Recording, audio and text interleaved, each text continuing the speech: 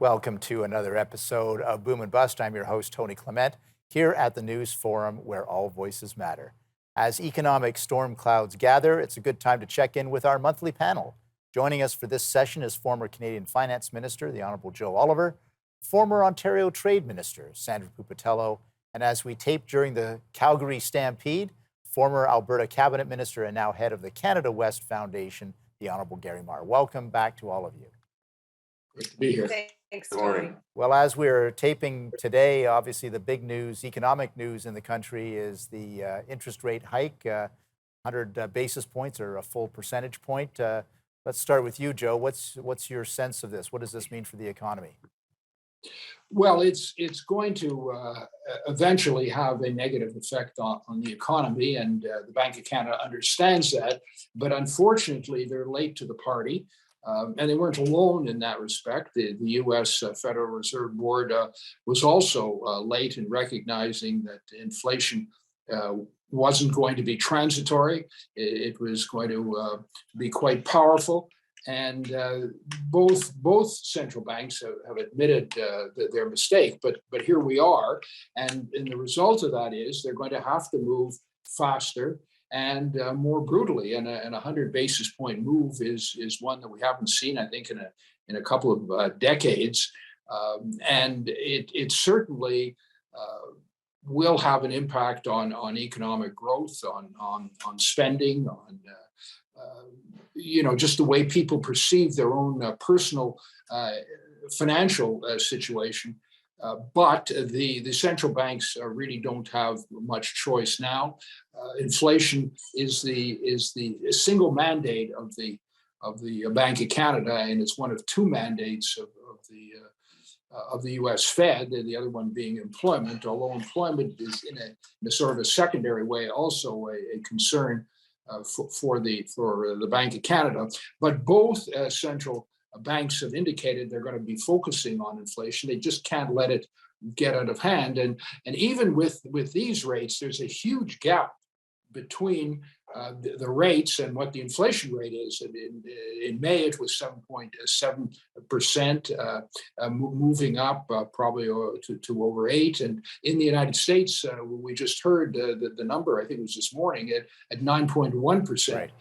So this is a serious issue, and all of us are feeling it. But of course, some much more than others. People on fixed income are being hurt. Younger people who want to buy their first homes are without parental help, just really have no hope. And then, of course, those least economically advantaged, the poor people in the country are going to be devastated by it. Gary, so they have to deal with it. Yeah, no, absolutely. Gary Marr, is that your sense of things too? What's your sense of things? Look, I couldn't hope to say as much about monetary policy as the Honourable Joe Oliver, but Joe was saying earlier that Canadians might not understand monetary policy, but they understand what mortgage rates are, and it is having an impact, very much having a chilling effect. I certainly know people in Vancouver who had house deals that they were going to complete. They've decided to walk away from them because of the change in the interest rate. It is having a chilling effect on sales in places like Alberta. And so in a very real way, it's affecting ordinary Canadians. I've heard perhaps one prime minister said, "Forgive me if I don't know the details of monetary policy." Well, I think it's important to really know how it affects ordinary Canadians, even if you don't understand what monetary policy is. Sandra, is that your perspective as well? How do you think this is impacting? Well, we sat down with a pencil this morning to sort out what does this mean to someone living in the GTA with $1 million mortgage. This is probably another $10,000 a year in costs. Just that 1% increase that was announced today. So that's on top of the 1%, which was maybe 0.25s. So by the time you add all that up, they probably in the last year and a half, if they had variable, they're looking at $20,000 to $25,000 more a year. Now, other reports will say how many Canadians are living so close to the edge with every monthly paycheck. I'm not sure that divided by 12, the $1,000 a month that's going to send them over the edge. So we might see a major shakeup in housing, especially around GTA, where those mortgages really are pretty major.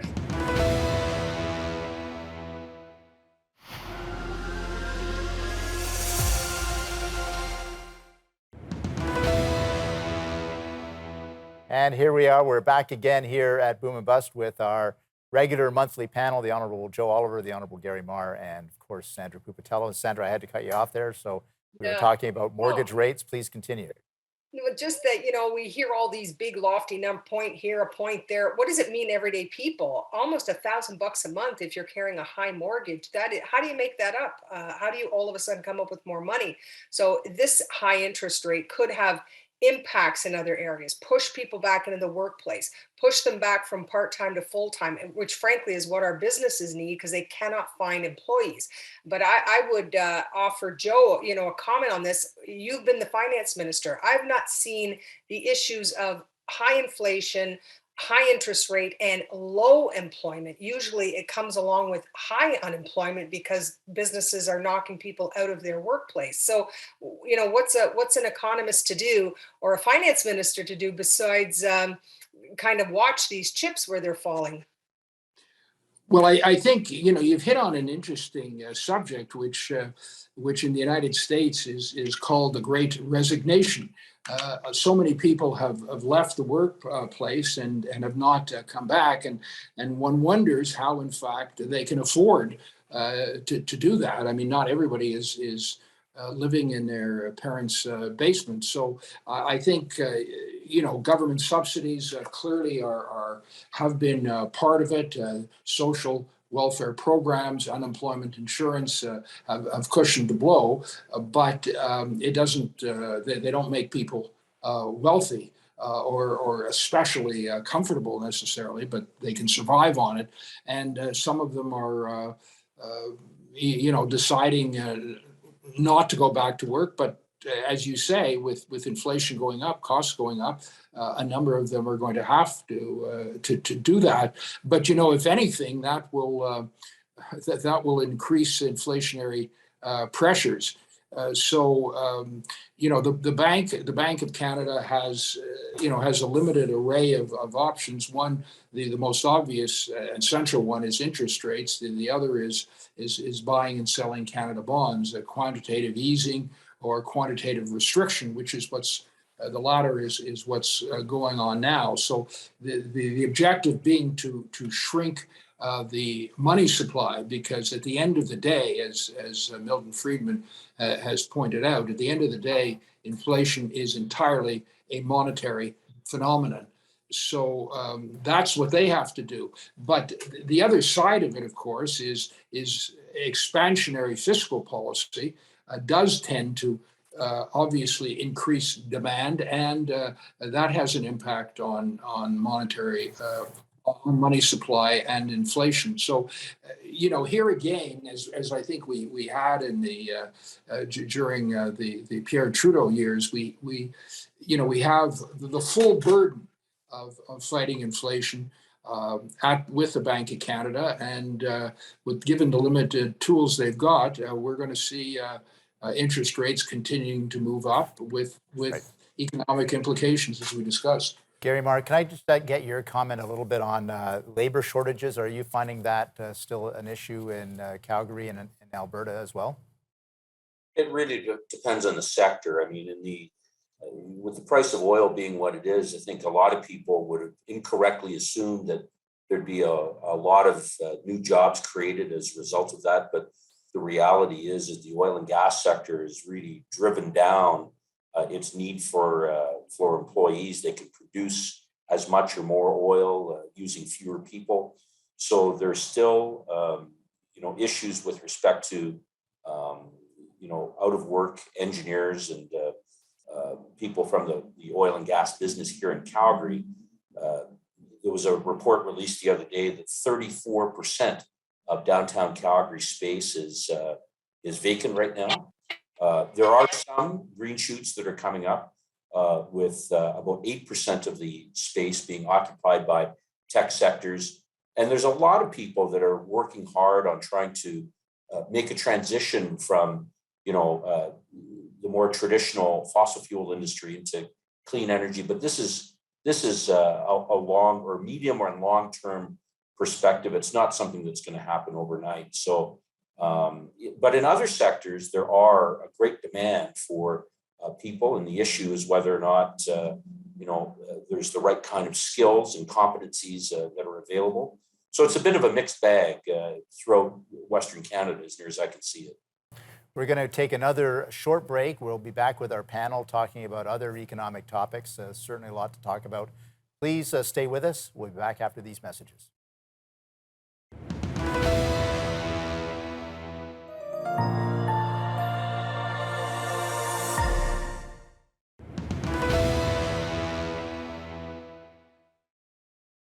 You know, there's a sense in the country now that Canada doesn't work very well. We can't get pipelines built.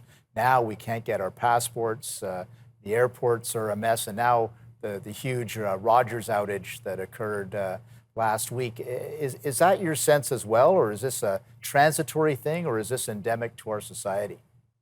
Well, I'm not sure if it's my own experience having been in government, having had my own company now for the last 12 years or so. I feel like I sympathize with everybody that's having these issues, because it's not just here. It's not just in Canada or just in Ontario.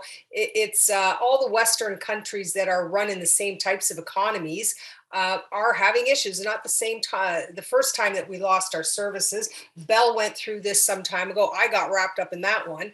Many of my friends got wrapped up in the Rogers outage. So I do think I was pleased to see the minister making very serious comments, giving all of these industries a time frame for when work had to be done now, so that we don't see that happen again.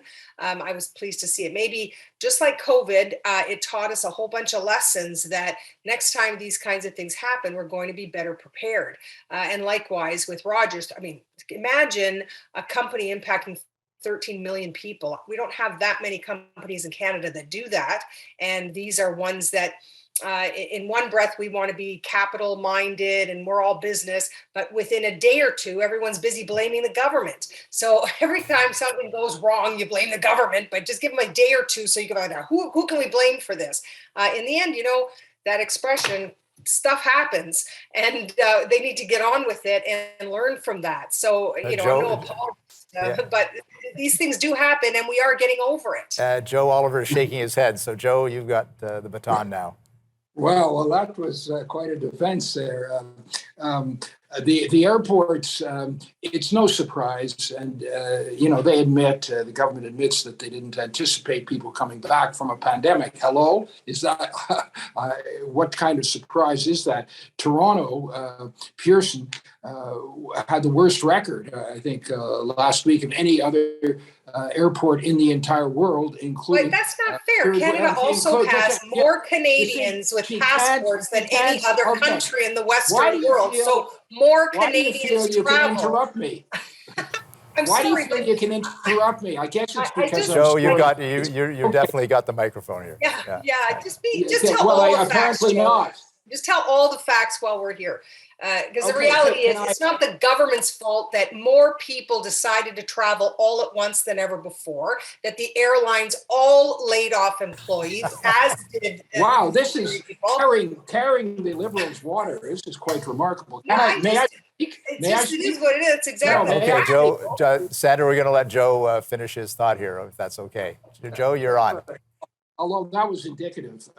So as I was saying, Toronto was the worst airport in the entire world, and of course we knew that there was going to be a surge once the restrictions were off and people were less concerned about COVID. And the hapless Minister of Transport was clearly not ready. And then there's passports. I mean, we're a first world country, and we shouldn't have people lining up for a day or two to get a passport. This is a pretty basic federal government responsibility and service. So there's quite a bit of incompetence here, and it frankly. people understand who's responsible. Some people would like to defend them and say that it's a global problem. But when people have a bad hand, the question is, how do they make it worse, or do they make it better? Do they make any difference? Now, I will give the government one thing in respect to the Rogers matter. I think the idea of having all the providers get together so that if one falters, Canadians aren't left out of service. In some cases, desperate for service, because if there's an emergency, they need to do that. So that, I think that's a positive thing, and I when they occasionally, like a broken clock, tell the right time twice a day, I'm certainly going to say that. But okay, we've got about 10 seconds before the break, Joe. So okay, well, generally speaking, there is a concern about the fact that Canada isn't really doing as well as it should, and economically going forward.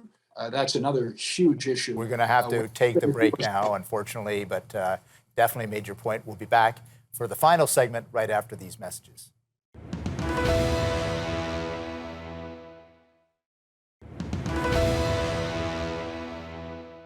And we're back here at Boom and Bust. I'm going to give Gary Marr a chance to weigh in on what has been discussed before about Canada not working.